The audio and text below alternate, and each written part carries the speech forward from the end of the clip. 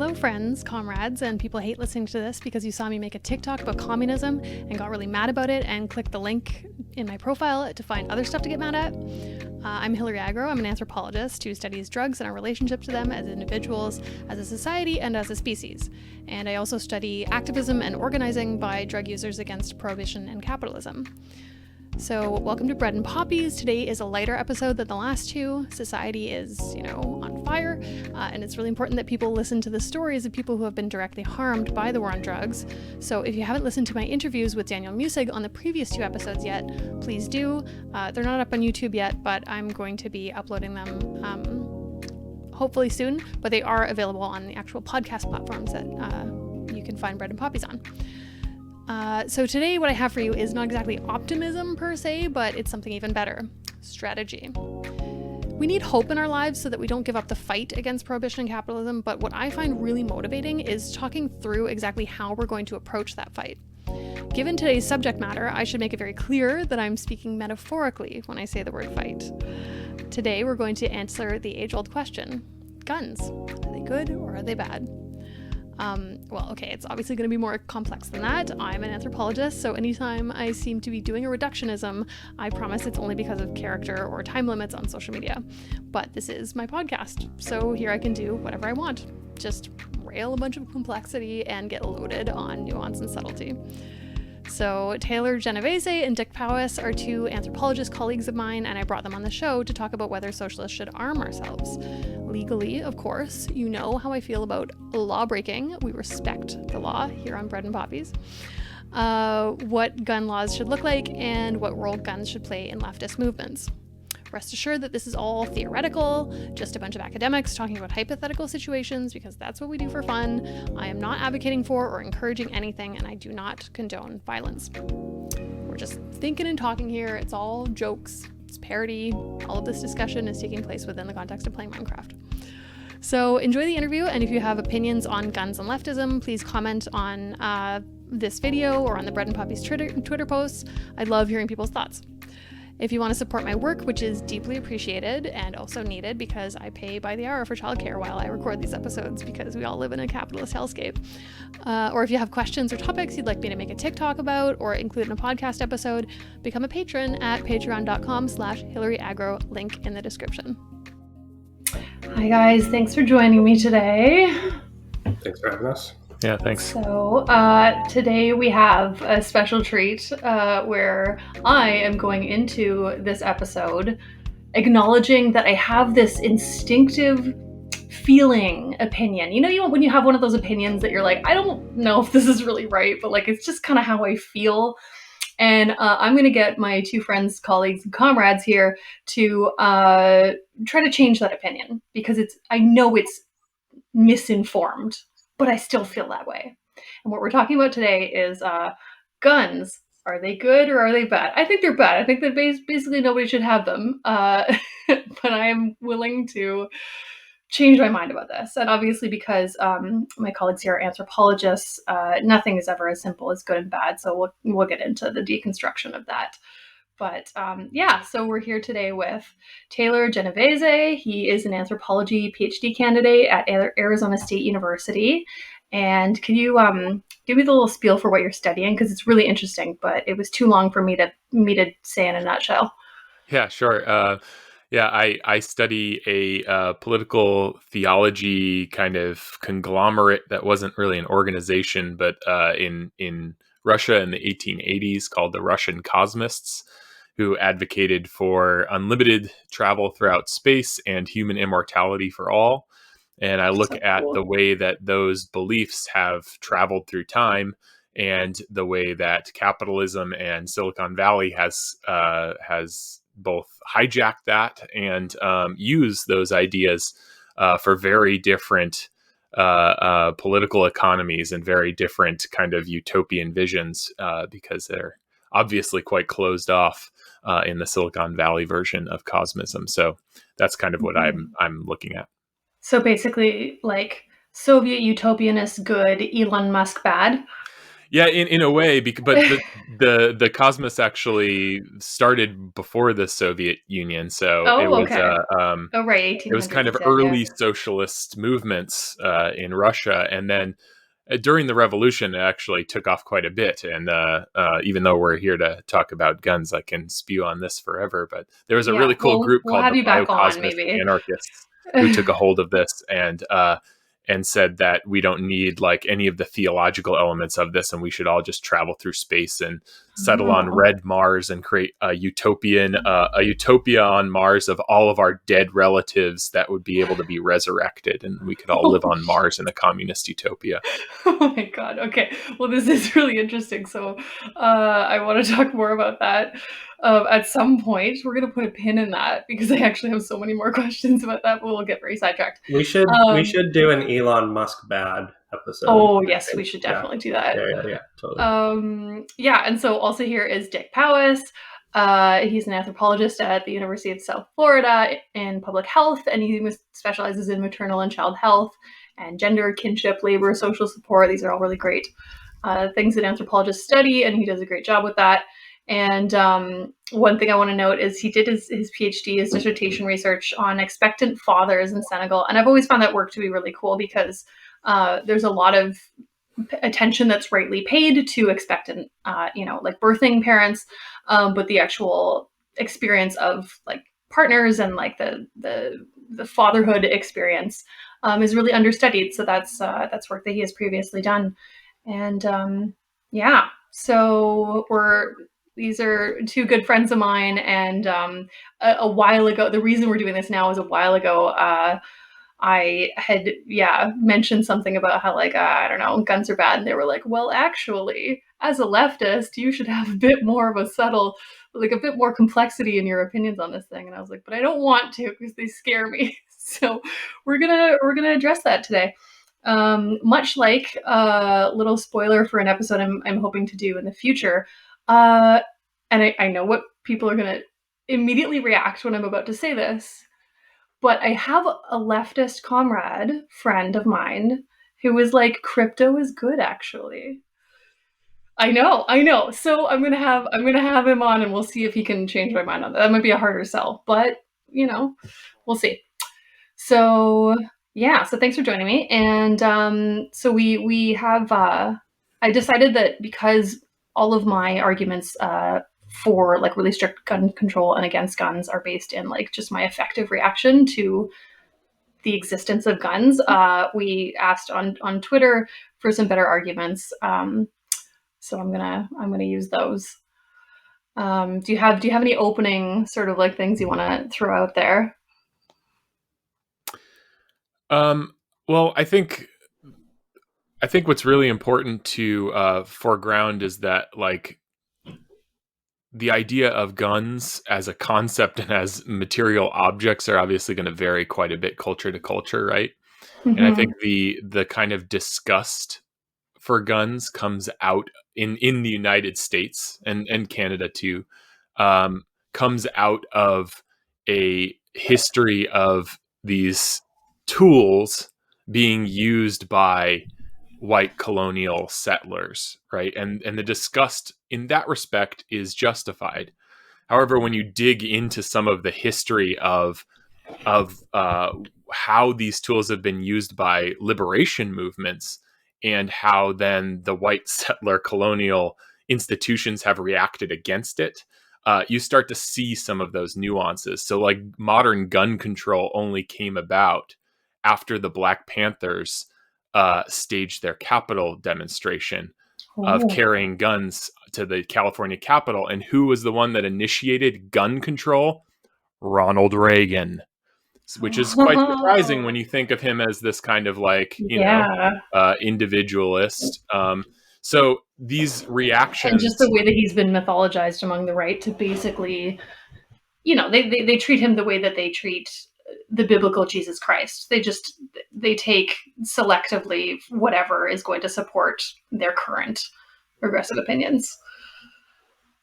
Yeah. Do you want to add on to that, Dick? Yeah. So the reason that I initially wanted to do this, and something that I still strongly believe now is that the conversation about guns, about gun control, the language and the rhetoric that gets thrown around by all parties involved is not that different from the same exact conversation and rhetoric and everything that gets thrown around about drugs.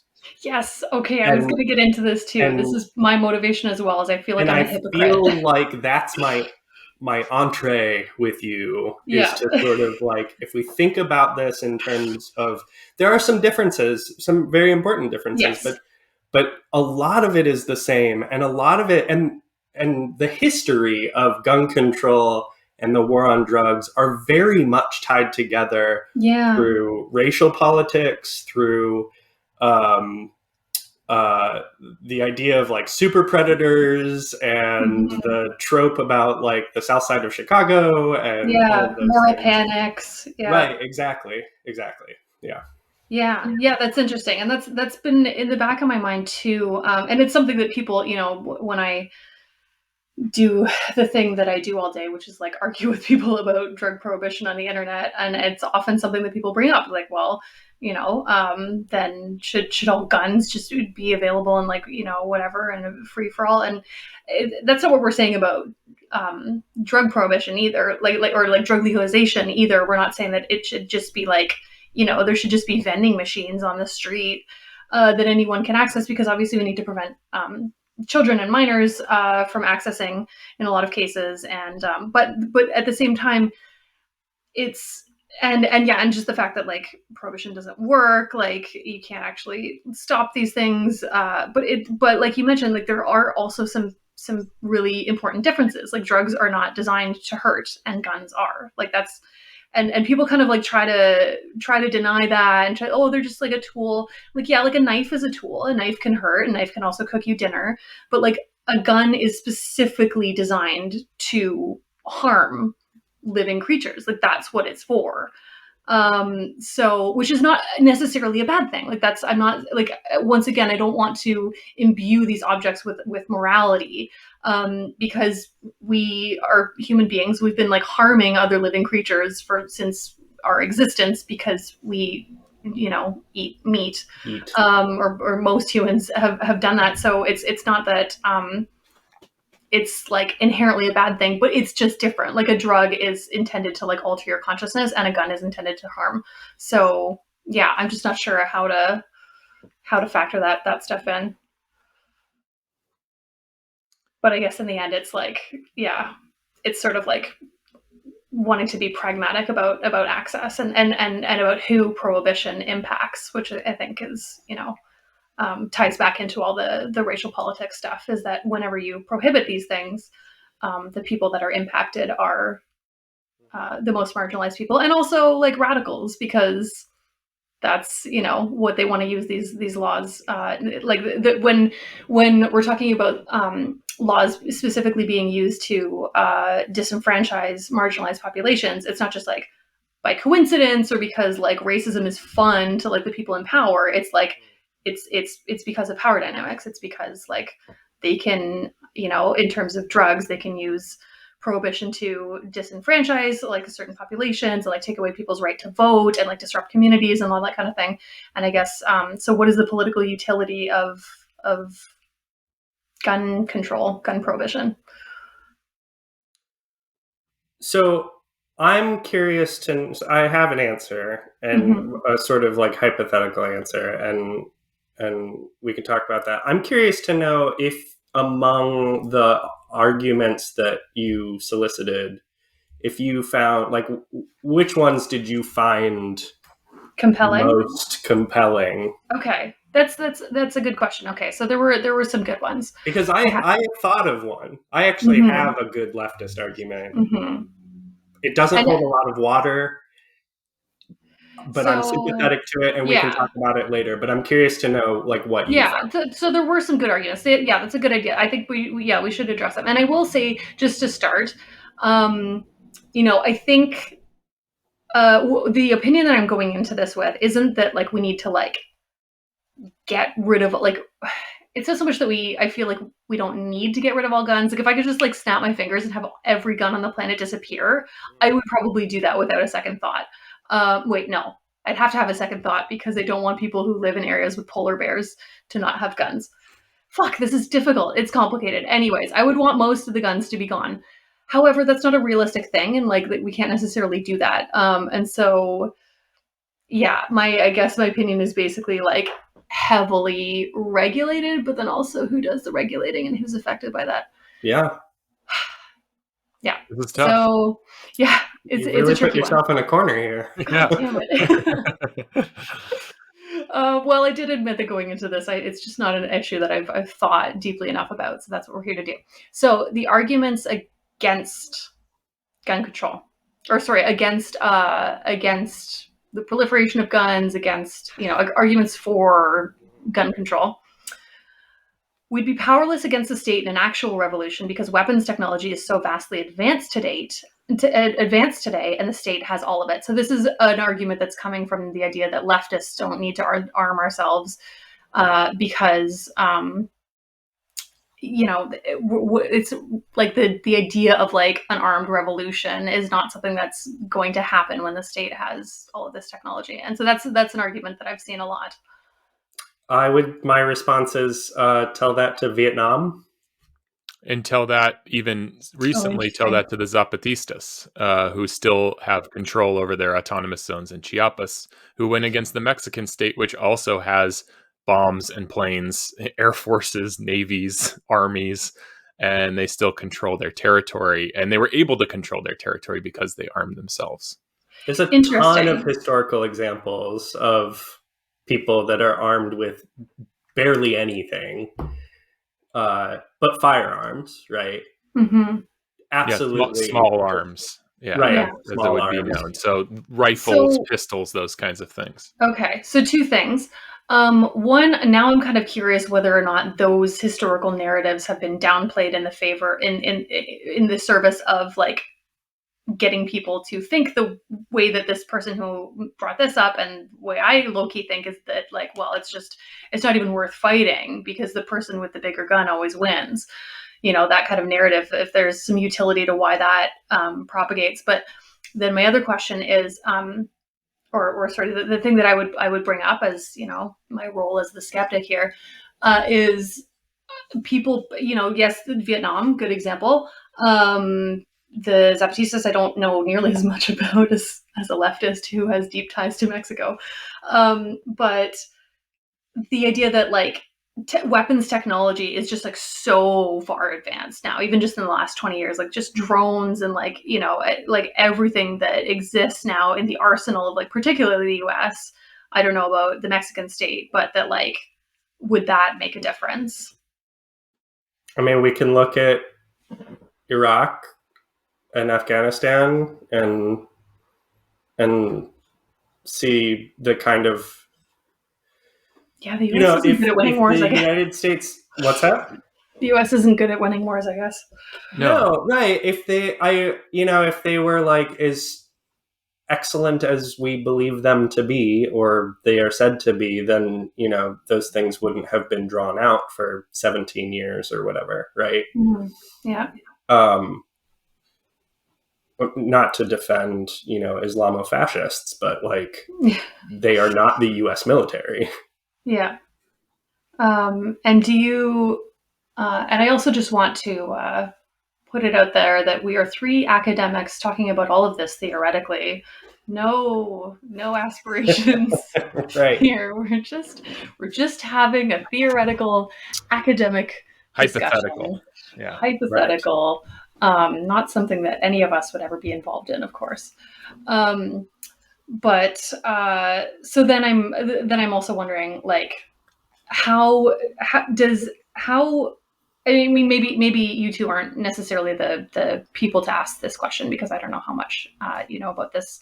But in the event of such a revolution, how would the more important factors then be sort of like not necessarily like full on like armed warfare, but like seeing like who you can actually get on your side and commit. Because that's the other thing, is that like the U.S. Army has everything, but the U.S. Army is also made up of Americans and bureaucrats, remember. So in situations like armed revolution, very rarely, and it's usually at the very end, do states move in to actually do anything.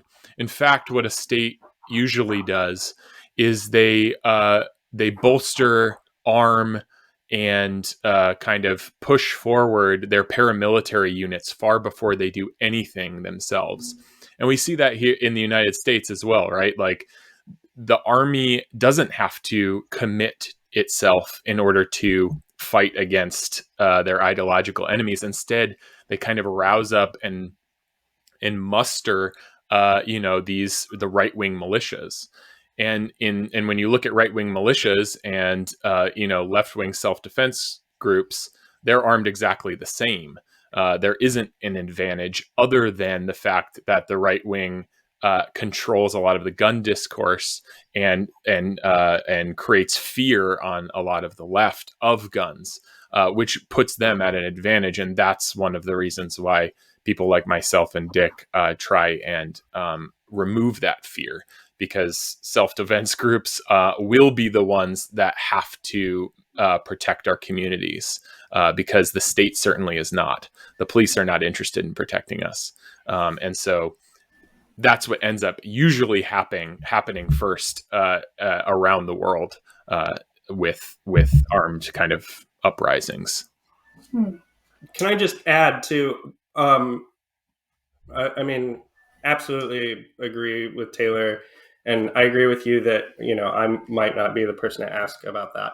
But one of the, people that I listen to a lot on this subject and that I cannot praise enough or plug enough is Robert Evans' work. Robert Evans he was a sort of war correspondent for Cracked, which is a strange thing. And then such a weird thing to exist. Yeah, and he was mostly he writes for Bellingcat. I think he's probably people always accuse of being a CIA plant. No, actually, I've never heard that, but Okay. I know what you mean. I think he's probably most famous for his podcast Behind the Bastards. Yes. And a few years ago, he did for a long time. Yeah, a few years ago, he did a short series called "It Could Happen Here." Yes, where he sort of, based on his experience in Syria and covering different kinds of conflicts around the world, and just his like journalistic research, puts together a sort of asks like, what would a civil war look like in the United States? Because it has happened in these other places, and don't get comfortable. Don't think for a minute that it wouldn't happen here. Here's what it would look like.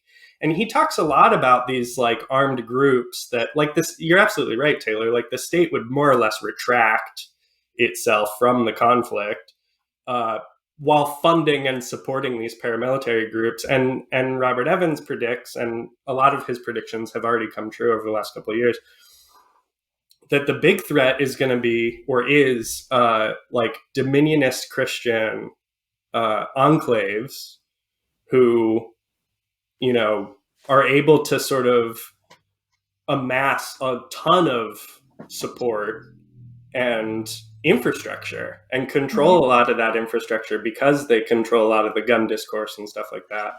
Versus these tiny little, like, what's that? What's a dominionist Christian? They're like Christo-fascists. They're, they're, it's sort of, I don't know if I can give a very good definition. I would think of like extremely conservative, sort of like doomsday prepper. Right. Fundamentalist, like. Yeah. Right. Okay. It's usually tied to most right-wing militias. If you look at a lot of the like big right-wing militias, 3%ers, all of these, even Proud Boys, if you look at them and like dissect their beliefs and look at like some of the like Christo-fascist groups, they actually share membership and believe in the same kind of ideas about basically everything. And so even though they don't call themselves, a overtly Christian or Christo-fascist group, they very much do tread in the same spaces. Interesting. Okay. There's a lot going on here. Can I move on to another argument? All right. Yeah. Because there were some pretty good ones. We'll try to get to all of them without making this 3 hours long, because I could totally do this for 3 hours. Although if anybody who's listening to this wants a part 2, just let us know in the comments of wherever I tweet out the episode. Yeah, that's obviously we're have to do surface level kind of prongs in here, but I think both Dick and myself are willing to do part 2 if people want to hear more for some reason. So this was an interesting one, because I had somebody quote tweeted my original, like, what are the arguments from the left for gun control, and was like, nobody who has anything like to say about this ever thinks about like people of color, Black people, and their role in this. And I was like, that's not actually true, because like that's the main thing that stays my hand is like knowledge of the Black Panthers and like Black radicals in the US, and also just of like the way that every law that exists is weaponized against Black populations, and so of course this is going to be as well. But I was thinking, so there was somebody else who mentioned that it's easy to tell. So, and this is more on like a practical level of like leftists actually like arming themselves. I'm going to see themselves because it feels safer. Yeah. Okay. And implicating myself. I have to choose a lot of like we and they strategically when I do this kind of work. It's easy to tell people to arm themselves, but it's more complicated to offer support for people of color up on charges. So this is like, that the currently incredibly racist white supremacist system doesn't support like self-defense as an excuse or as a defense when the defender is Black. Yep. So fair point. Yeah, I mean, that's absolutely true. We can talk about the case that often comes up in this conversation, and I forgive me, I haven't like read up on it recently, so I don't remember all the details, but there was a case, I believe in Florida, which is a stand your ground state, where a Black woman brandished a handgun at her, not at, but like in the presence of her abusive partner, and fired a shot into the air. And then she was in her own home, by the way, because it's a stand your ground state, that should have been, reasonable, I think. And I think she ended up getting 20 years or something on that. Jesus. And this was not long after, maybe only a few years after Trayvon Martin was killed in Florida, right? So, yeah, absolutely. My response to that, the way I think about that is, that's not wrong. I don't know that that's an argument against or an argument for gun control, because, again, I want to think about the way we talk about drugs and drug legalization and how that is very much racialized, right? When we legalize or decriminalize, usually, legalize drugs. And meanwhile, we have, tons and tons of people of color who are still in prison for, nonviolent drug offenses, right? So I think there's a parallel argument to be made there. Yeah. And it's interesting because, go ahead. Go ahead, Hilary. No, because you go. Well, this also goes back to one of the main arguments, I think, on thinking about guns as an individualist and as a collective, right? And this is a big part of it. I don't think either Dick or myself advocates an individualist perspective of guns. That is, people should be arming themselves for themselves. Or should just arm themselves and then that's it. That is not. Yeah, that's really important to. And it's easy to fall into those traps because we are surrounded. But we live under not only capitalism, but capitalist realism. Like, it's really hard to extract ourselves from the individualist mindset that like everything in our society pushes us towards like embodying as our worldview, as our lens. So yeah, it is. Thanks for that reminder. and so those cases of firearms being used to defend oneself as a person of color, when you're in a group as a collective, well, then you have more support in order to rally against those kinds of cases, versus if you are just an individual, as I think it was the case in this case. The state has a much easier time just throwing the book at you, versus with the Black Panthers, especially, people who were accused, thrown in jail, including, their leaders, were able to be freed because they had the force of a collective behind them to care for, to constantly pressure, and eventually to get released the people who were unjustly imprisoned because of this.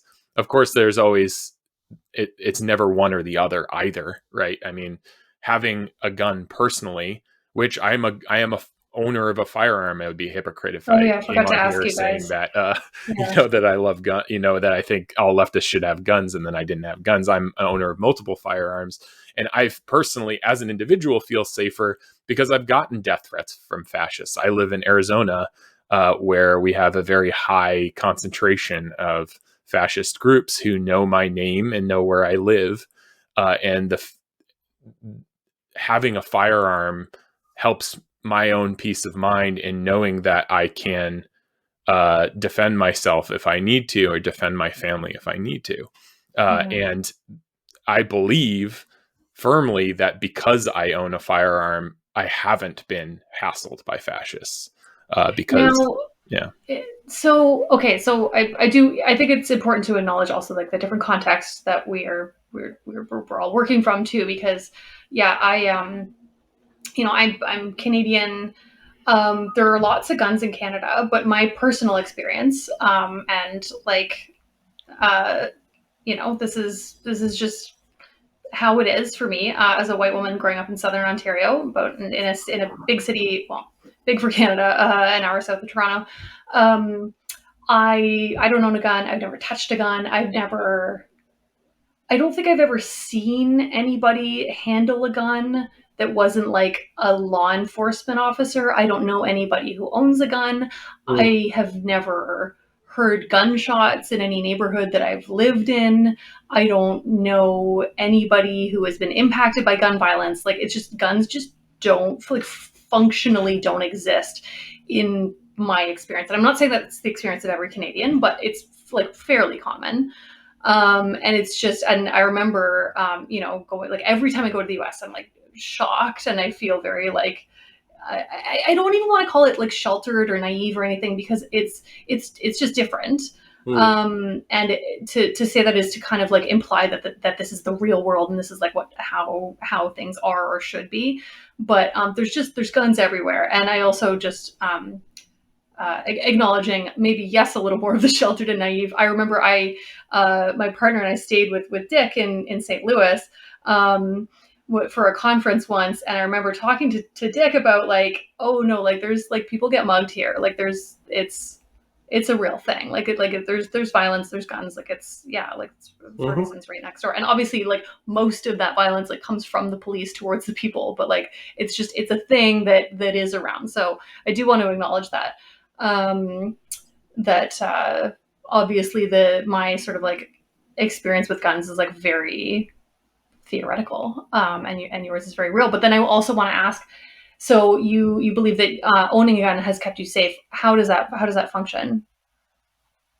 Like, just other people know that you have them, and so I'm not, as evidenced by being on this show right now, I'm not quiet about the fact that I believe in armed leftist responses to fascist violence.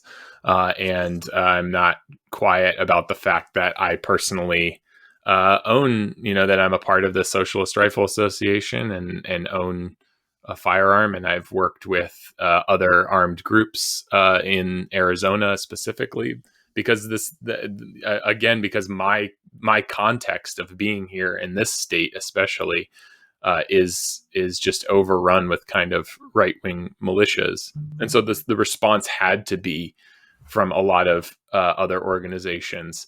And that there's a lot of people of color organizations too, I should say, and marginalized people, right? The Pink Pistols are one group for queer folks to learn how to use firearms. And so these kinds of groups have the American Indian movement is another historical one, right? Of indigenous folks in the United States that happened alongside the Black Panthers that were in response to the right-wing armament. And when people know that you are armed, they take a different attitude towards you. And this includes the state. Police, if you go out as an armed collective, the police they keep their distance a little bit more. They don't hassle people as much. Even if you're a contingent in a protest and you're staying away from most of it, but you let them know, we have a presence here. We're not going to march with you, but if you need help, we're here. Those protests, the police keep their distance. They don't hassle people as much. Violence goes down. They don't tear gas us as often. Really? They really because they're just afraid of getting shot, basically. Yeah. So I mean, it does work, and that's what the Black Panthers found out, right? Like they first started arming themselves by following and filming, or following police and recording police. And when they'd stop somebody, they would just step out of their car with their guns and just watch. And that outcome has followed through time to today, in which if there are groups of people of color or leftists in area, police keep their distance more. Yeah, that's really fascinating. And I think that's important to sort of like bring it back to that collective. And I mean, that also sort of, that serves an important role in terms of just sort of like taking away that sort of like mythical power of the state to just be like, oh, like they're just people who have guns. Like this isn't, we could also be people who have guns. Like that's all the cops are. Just like I think the point of the collective experience and power is really important, because once again I'm drawn to the parallel of drug policy and the fact that when in terms of some of the radical actions that we need people to take are like destigmatizing drug use by being out of the closet as a user of illicit drugs, like illegal drugs. We need people who are like structurally safe to do that.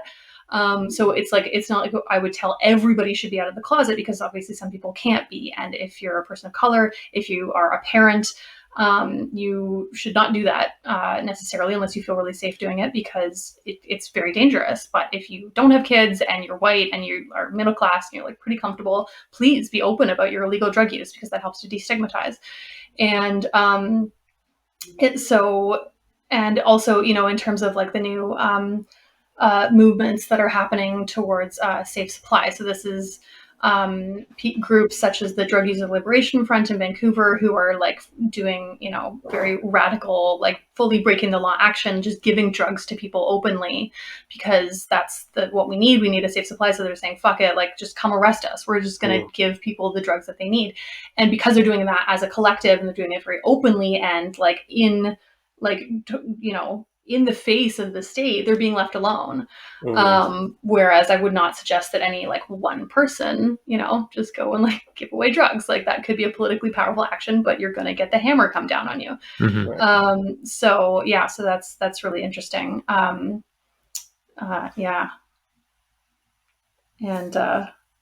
if you're going to be buying firearms too, I would say don't buy them new.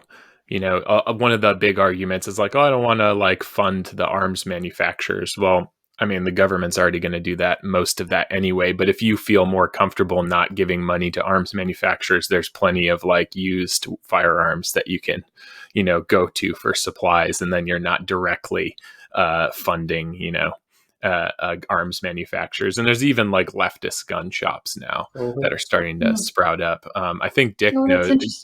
Dick had sent me a few a while back. I think there's one in Springfield, Missouri, I want to say.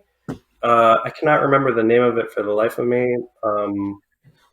I'll get it to you and you can add it to the show notes. It's something like Rocket something, but their whole thing is, they make, what are they called? I don't know anything about AR-15s. I'm more of an AK guy, but it's like the lowers. Is that what they're called? I don't know. Yeah, it's the receivers. In an AR-15 that they make, and they're very specifically like anti-fascist and like they have like shirts that say like arm, I don't know, queer folks or something. I don't remember. It's been a while since I've seen it, but yeah, I mean, it's really kind of cool that those are cropping up now, and I would love to see. There aren't a lot. I would like to see a lot more. Because you never know, like at best you might find a company that's sort of like neutral, like. Well, it's so funny because this just parallels other sort of like arguments of like, we live in a society, like participating in capitalism, like, like I try to only buy used clothing, like I don't buy almost any new clothing. We finally had to like buy our toddlers some like new like socks, like we buy our new underwear, but like everything else is used because I don't want to like participate in fast fashion and like but at the same time it's only making a small dent, and individual solutions can't change everything, but I don't know. Yeah, that's true in terms of like where you buy your books and like, or like how you buy your clothes and stuff like that. With these companies, they are mom and pop shops. I mean, they're very small businesses who do very little business, and like. No, I mean, I just mean in terms of like Taylor suggesting that you buy used guns instead of like new ones that are contributing to like the actual weapons manufacturing manufacturers' profits. I just thought that was an interesting parallel because I never would have even kind of considered that. Totally. So the next one I was going to read out. I feel like now that I'm seeing it, this is more of an argument. This is like actually kind of an argument against gun control, but I think it's more of an argument against owning a gun yourself. Being armed makes you a potential threat and therefore a target. The left, as currently constituted in North America, would be flattened by armed right-wingers or agents of the state. So why draw that target on ourselves, is this argument. I don't know if it's the strongest one, but... Yeah, I mean, I think we've addressed some of that too, is that, you're not going to go out by yourself. I don't think any leftist is going to say, go out by yourself with a weapon. That's suicide. This is like a fascist country, and you're not going to want to do this by yourself. This is a collective struggle, and therefore you need to be armed collectively. And so, I mean, and that's every armed group also does mutual aid. I don't know any leftist armed group that doesn't also supply food or do emergency runs during I think the Socialist Rifle Organization or Association was actually one of the first groups on the ground after a hurricane, like a few years ago in the Gulf Coast. And they came just in a convoy of pickup trucks with food and water. And so it's not just about being armed. It's about moving the revolution forward. And that requires arms, but it also requires serving the people. Yep. Yeah. I'm also a member of the Socialist Rifle Association, and there's no chapter here in where I am in Florida. And there's but there is another group. There's no chapter because I think there's this other group called Soup and Brass. And that's exactly what it is, soup for my family and and brass, shells or casings. And that's exactly what it is it's firearm safety, firearm training, and mutual aid. Yeah. So I just thought of a bunch of things I had to write down because I think I've already, we were 40 minutes in. I think I've already kind of figured out now where I land on this, and I think this has been really productive.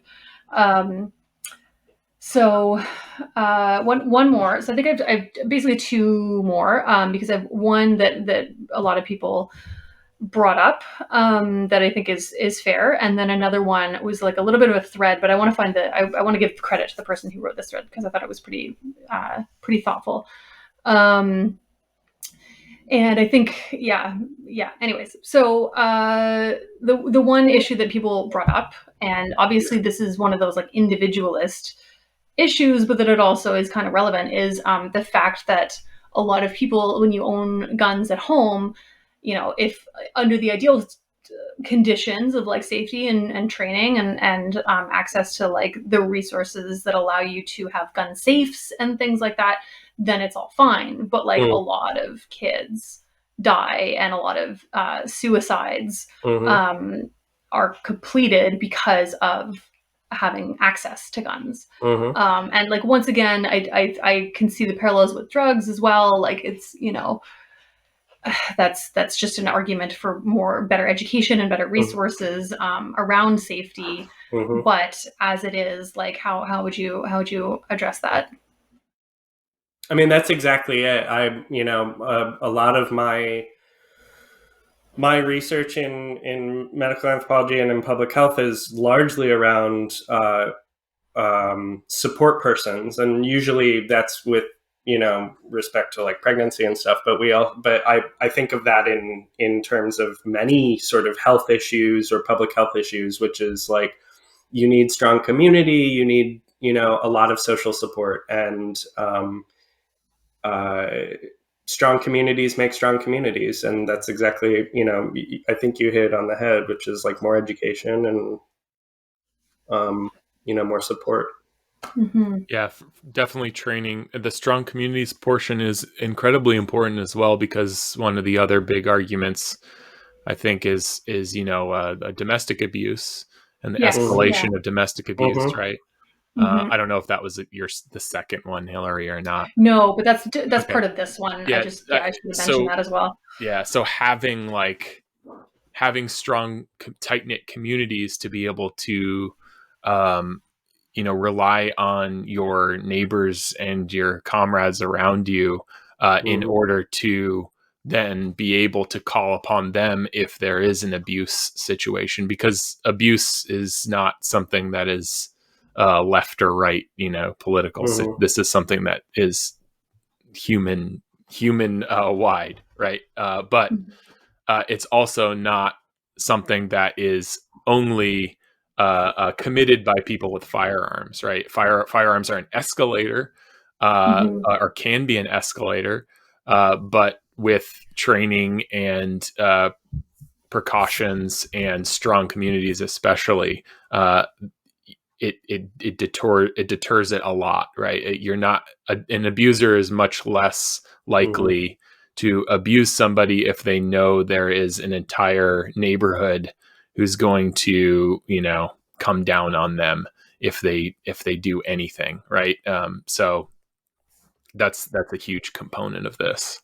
Yeah, I have a great deal to say about like domestic violence in this issue, and I don't know if we want to get off on this tangent on public health stuff, but I'm totally willing. Just go for it.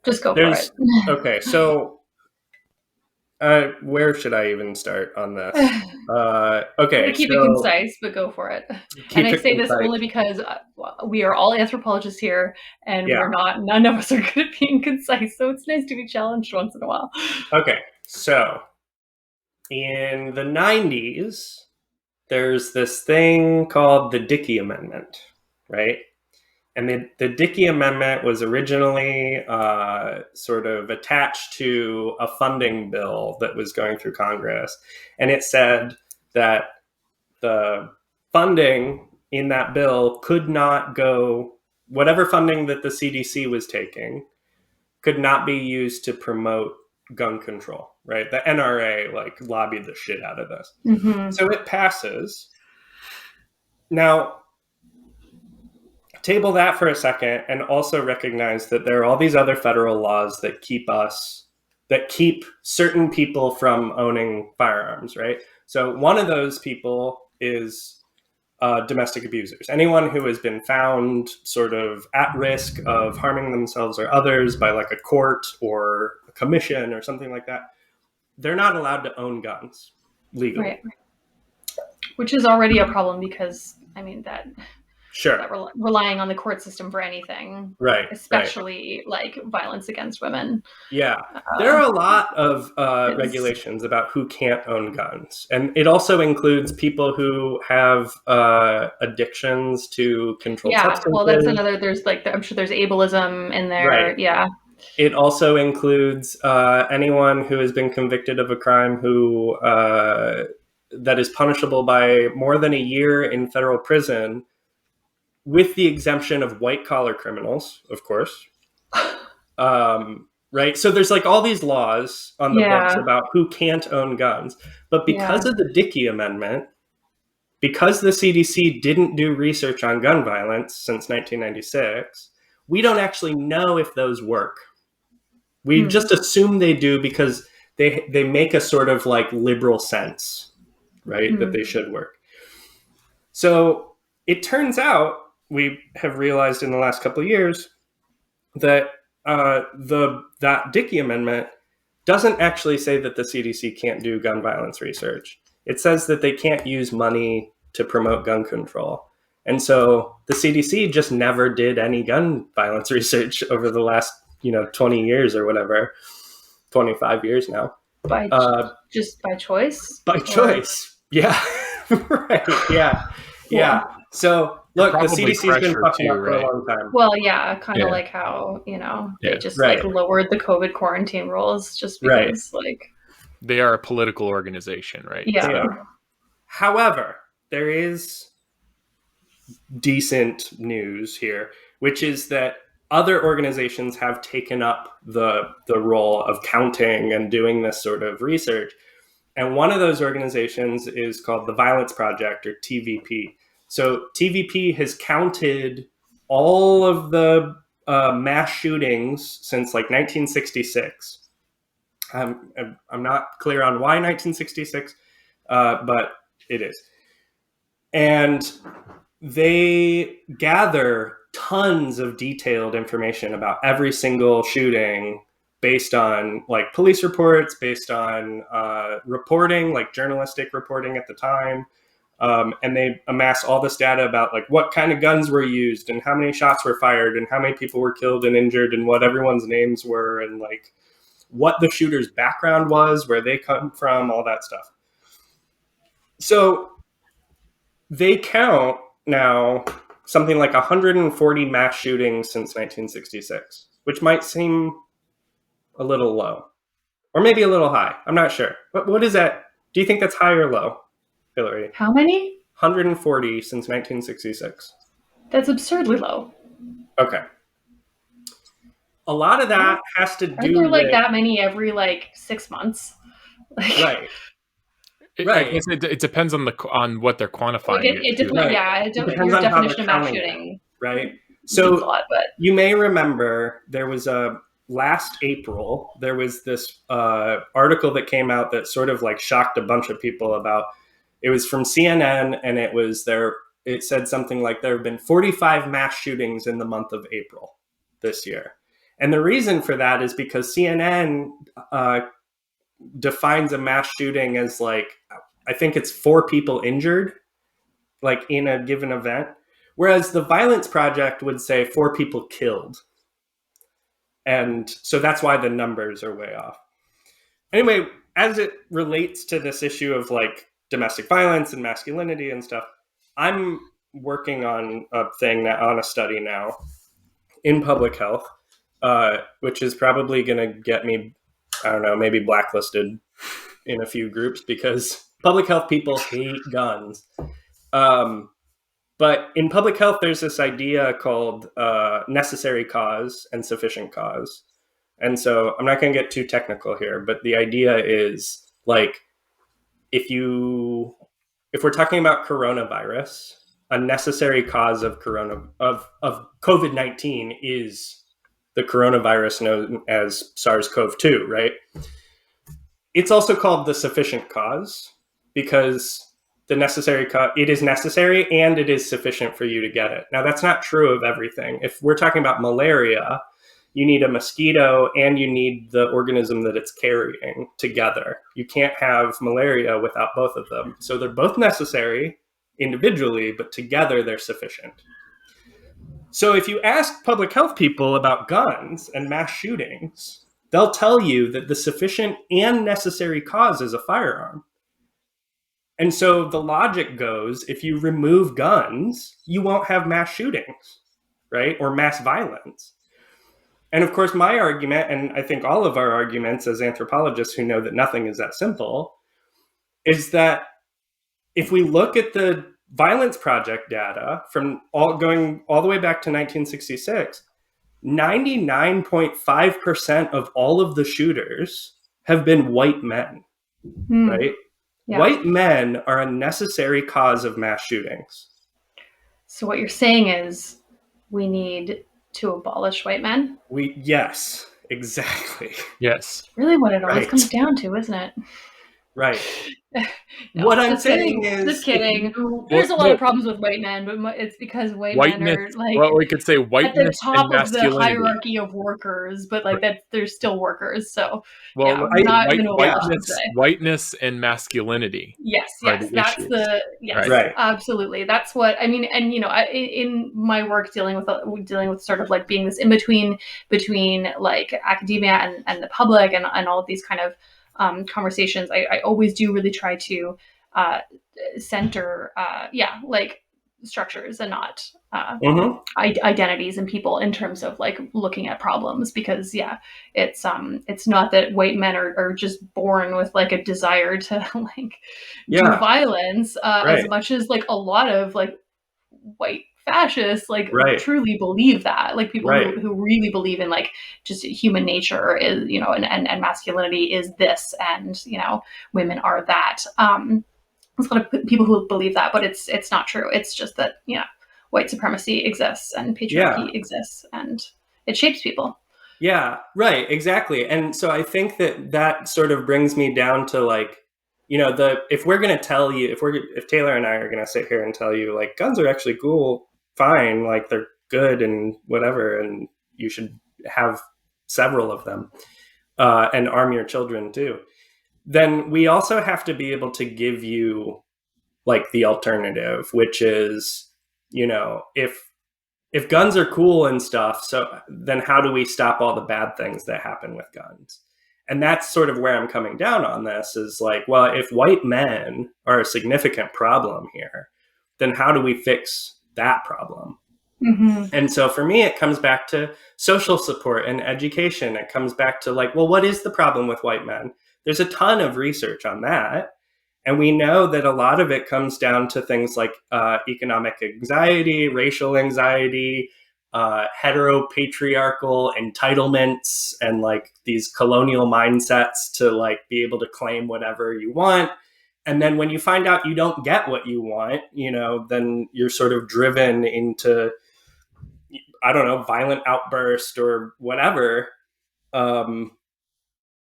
I mean, there's a reason that like the mass shootings that we see in the United States aren't carried out by usually collectives, right? They're carried out by individuals who are acting alone. We call them lone wolves, and we sort of like do a big jerk off motion about it because we know that they're like supported ideologically by other people, but they're not generally members of, organized sort of collectives or whatever either. Mm-hmm. Yeah, I mean, when a person lives under oppression and structural violence and unfairness, and I'm not saying that a lot of the white men who commit violence live under like anywhere close to the same kind of like oppression or difficult circumstances that like everybody else does.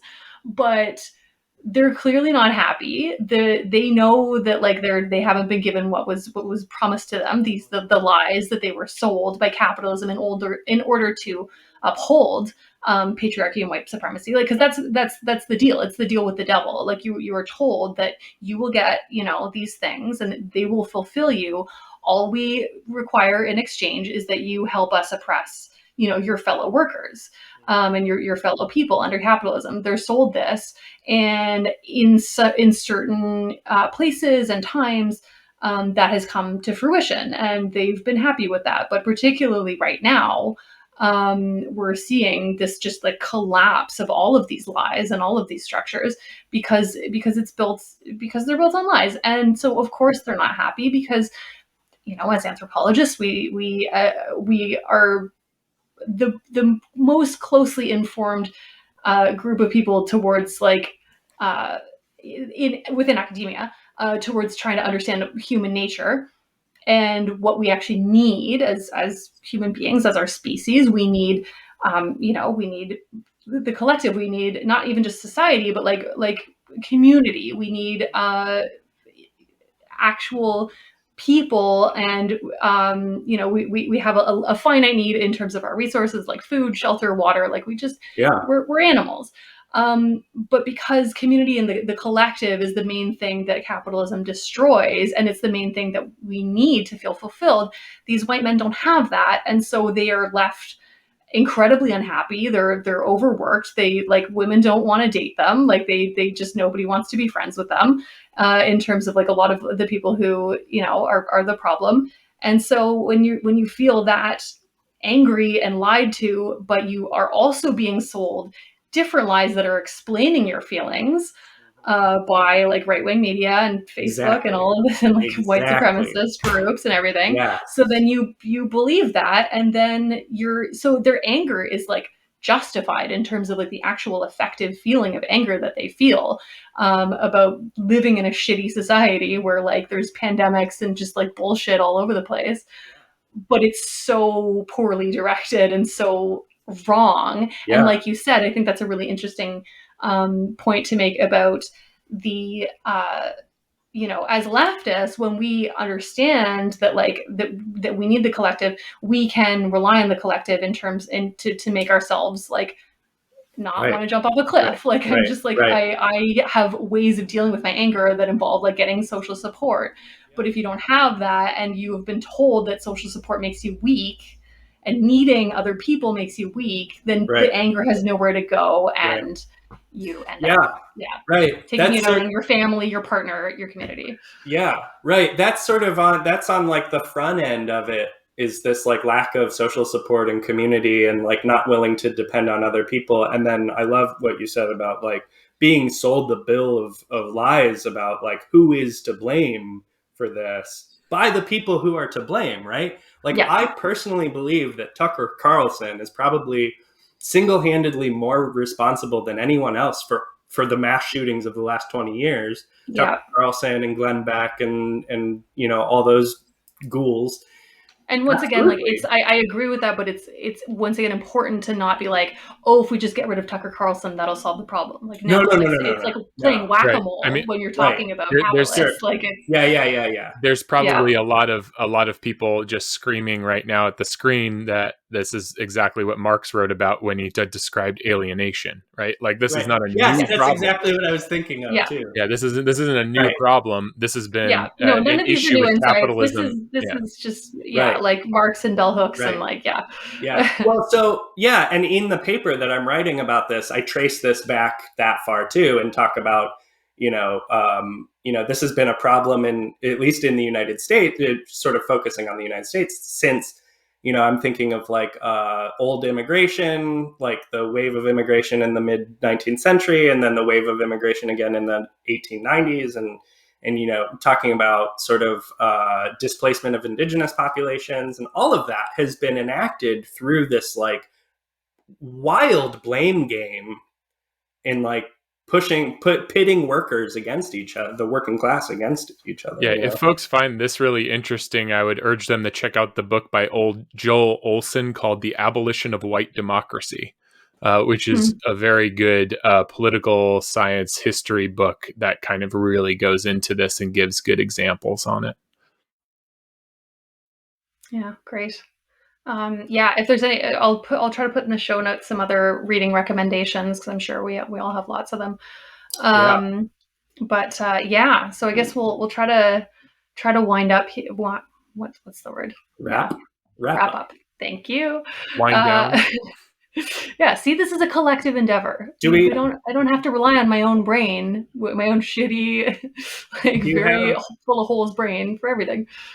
Do we have a minute to talk about my argument for gun control? Yeah. So there's one more I want to do briefly. Oh, sure. Go ahead. There was that thread. I just want to give a shout out to the person who wrote this thread. I'm not actually going to read it, I've decided, because I think it's Drew Downs. He wrote a thing underneath the original tweet, and it was good. He's talking about, but I think what it connects to is another person's that I'm going to read. Basically about that pro-gun arguments, in his opinion, undermine the collective mutual aid arguments because they're reinforcing the conservative individualistic frame. But I think we've kind of talked about that like we're not saying like, individuals should own guns. It needs to be a collective endeavor. But the last one I want to say, bring it back to the sort of like effective arguments. So comrade mutual of mine on Twitter, Matthew Chicaonda, points out something that I think it sounds maybe a little bit sort of like idealistic, but I think it's important to reckon with. So he says that we want to create and live a world in which we empower ourselves and others by speaking truth and spreading love. I don't think that's compatible with a world in which we empower ourselves through the threat or use of force. Love and force are oil and water. The purpose of guns is to dominate and coerce. We want to foster a world free of domination and coercion. So, I mean, I have my thoughts on that. But like, I don't know. How do we, in terms of building the world we want to see, we want to do it in a lot of the time. We want to do it in a way that is compatible with the values of communism, that we want. We don't want to have like the end justify the means. We want to constantly be living the world that we want to see. However, is that a compatible approach in a world that is already so full of violence and domination? Love has to be defended. It can't just, it won't, there are people who don't want you to live in peace. And are they going to listen to, rational debate as the right so much likes to talk about civil discourse that liberals go on and on about? No, of course not. That's not how politics operates. Politics operates as it needs to be, some facets need to be dominated. And those facets are things like fascism and things that want to literally murder and do not recognize the humanity of certain comrades. And no, you can't have love if those people are in the same community as you are. You need to defend love by expelling those people and those ideas from your community. And that isn't done through some kind of like hippie drum circle. That's not how fascists get expelled. It just doesn't operate that way. There is a role for hippie drum circles. I will defend hippie drum circles, but yeah, they're not going to stop the cops, but like they're important to make us. They are incredibly important. Feel but it will not stop better on our free time so that we can arm ourselves on our fighting time. My point is that it won't stop the jackboot. It will not. And so there's a balance here. We're not looking at guns. I think what's happening here is we're looking at guns through the gaze of the state and through the gaze of a right-wing ideology and seeing the gun as a right-wing person. While you need to remove that misconception and do some work on yourself to try and understand that these are also defensive tools. And so like the Kurdish struggle in Kurdistan is a society, communal society that they are building with love and equality and equity in place. So much so that women are the ones who are the ones that are armed in the community. It is a strictly feminist revolution. And so they're the ones that are able to ensure that there is collective love and collective peace in the communities. And I would also point out that, so this is an opinion I have. This is like the opposite. I have this opinion and I know it's correct. I just don't have the data to support it yet, other than my own experience. But I'm sure that somebody has written about this. Is the fact that it's a particularly liberal thing to to whitewash history and to convince us that, like, yeah, all you need to, like, it's just, you know, nonviolence and love and like peaceful protest and that kind of thing. And that, historically speaking, like, even if we want to get away from like talking about like, oh, well, what's the right approach? If we look at what's the effective approach, like actual pragmatically, like what has worked throughout history, you know, it benefits liberalism to convince us all that like peaceful protest, like waving signs like in a designated area in the street, is the way to go, because that doesn't actually change the status quo. And the actual reality is that like fighting is what has changed things. Well, I have your data for that. Peter Gelderloos wrote a book called "How Nonviolence Protects the State," and yes, goes directly into that. So. Thank you. Yeah. And once again, it's not like I just like thought up this opinion on my own. I've seen other people give it and I'm like, oh yeah, that makes perfect sense. I just like, this is what happens when most of your information about like broader things instead of like specifically drug policy comes from Twitter. I can't cite things because it's just the collective that are giving my opinions. And I mean, you know, there's that famous quote from Kwame Ture about this too, about yes, yeah. And I mean, I know it applies to even just, you know, like MLK and just many major historical figures that have been at the forefront of movement rights. I think I even read a thing about like Rosa Parks, that like she's been framed as like, oh, she just like sat down on the bus, that's all she did, but she was actually like a super radical, like, yeah, you know, right, like a rebel rouser who did much more than just that. Yeah, okay. Thank you for that. So yeah, do you want to say your last closing arguments? Yeah, so related to this, I was thinking related to this question of like sort of liberalism and how liberal politics sort of intersects with gun control stuff. I was thinking about how, you know, you find these. You will often hear leftists say things like arm the poor, or arm trans folks, arm queer folks, arm the unhoused, right? And if we sort of unpack that a little bit, and like, why do we say that? Well, obviously, and you might have other thoughts on this, but the way I think about that is that the desire to arm vulnerable populations is to give them a leg up, right? Give them firepower that can match the oppressive structural power that they don't, you know, wield or benefit from or whatever, right? And so there is a leftist argument or counter argument to that, which I'm sympathetic to, but I don't buy 100%, which is that feels like a Band-Aid, right? Like, what we should be doing is giving poor people money and like giving unhoused folks houses and whatever, and then they wouldn't be vulnerable anymore, right? Like, they could. Obviously, there are issues with that too. Like, I don't like that. I don't love that argument, but I think there is something to be said for, and we've addressed it a little bit, but something to be said for a sort of neoliberal view of gun ownership, which is what we've talked about, you know, individuals versus collectives and things like that. So I don't know. You have thoughts, Taylor? Everyone should just go get trained, you know? Even if you don't want a firearm and do not like them, you don't have to get a firearm. You don't have to use them. There's plenty of roles in our revolutionary movements for people who are unarmed.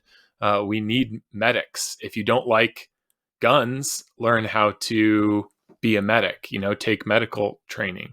There are uses for a lot of different people with a lot of different skill sets. But I think especially for people who have never held or used a firearm before, like you, Hilary, like finding a leftist group that they all the time do like outings to shooting ranges and things. I just remembered one friend who is a communist and has a gun in Canada. Yeah, I just haven't talked to him in a few years, but yeah. If you go and just even if you don't want to touch it, but if you go and have them explain what it's like and how it's used and how it's fired, having some kind of rudimentary it's not like a knowledge poisonous of firearms. Snake. I'd be willing to touch one, I guess. Some people are. Some people are completely, No, but it's interesting because I think I mostly do fall into that camp where I'm just the whole thing. I just find the idea of an object that can hurt somebody else so easily, so abhorrent that it does kind of get imbued with a bit of supernatural kind of power in my mind in terms of I don't want to taint myself with that, but I also don't that's not a feeling that I want to preserve within myself. I would rather demystify it. Because having the training, even if you don't have it, then at least you know how to operate. At least have a basic idea of how to operate it. So if there ever comes a time when you need it, it's not some kind of mystical, as you say, mystical, unknown, strange, scary thing.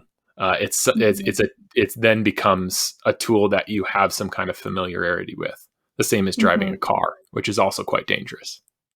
Yes.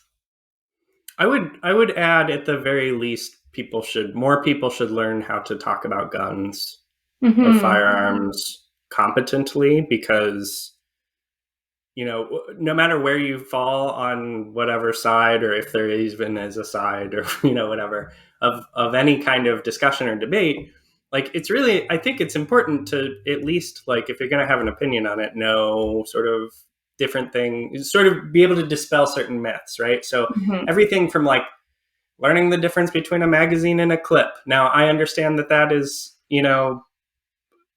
a ridiculous sort of pedantic thing, but if you're talking to people, conservatives or libertarians or whatever, about guns, and they hear you say clip when you mean magazine, they don't want to talk to you anymore. They're going to shut you down. But there's other things too, the gun show loophole is a myth. There's no gun show loophole. It's not a loophole. It's the law, right? If you want to talk about the gun show loophole, then learn about it, because otherwise you're going to end up shutting down conversation about it, with the people you're talking to. So, yeah, that's a good point. Learn those things, dispel those things. Yeah. And I think that's good too, because I think that's practically speaking easier for a lot of people than taking, because that was another. This was the only one that I personally wrote down, was everybody's pretty busy.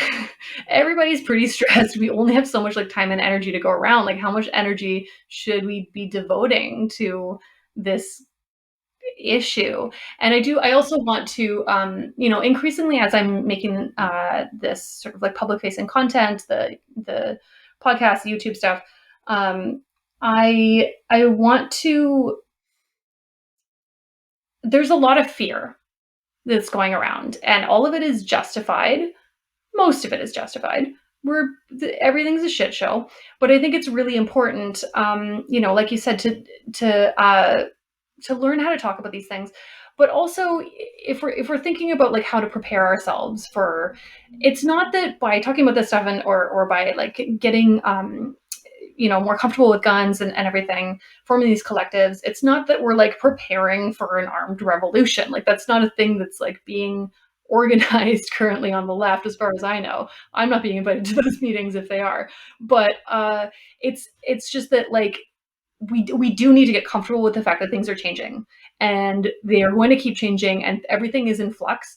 But that doesn't have to be scary. I think it's really terrifying to a lot of people to think like, oh my God, I did not ever want to have to think about guns. Like that is really, it's an unsettling feeling to think that I might ever be in a circumstance where guns are like around me, like, or that they're involved in my life in any way.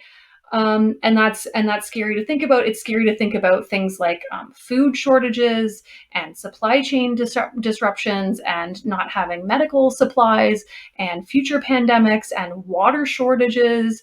And, you know, like all of this, and like sea level rise, like this stuff is all really scary, but most of it's probably going to happen. And that doesn't, but I think the really important thing, and it's something that I've been working on for like several years now, because it's not easy, is coming to terms with that in a way that's not fatalist and not saying like, well, just let the ocean fucking take me, but just being like, okay, if this is a new reality that we have to contend with, what is going to make us feel better about these things? Ignoring them is not going to make us feel better. It's also not going to solve anything, but planning and educating ourselves and just adjusting. And it doesn't have to be adjusting overnight, but over time is the only way forward. Because like, yes, things are changing, but it doesn't mean we're going to always be as miserable as we have been during this pandemic. We will find ways to adjust. Human beings have lived in like really awful circumstances throughout history. It's not great that that's the case. And, you know, there's a lot of points to be made for the fact that like comfortable, like financially stable white people like ourselves are like, oh no, like we're going to have to experience hardship when like people around the world already are.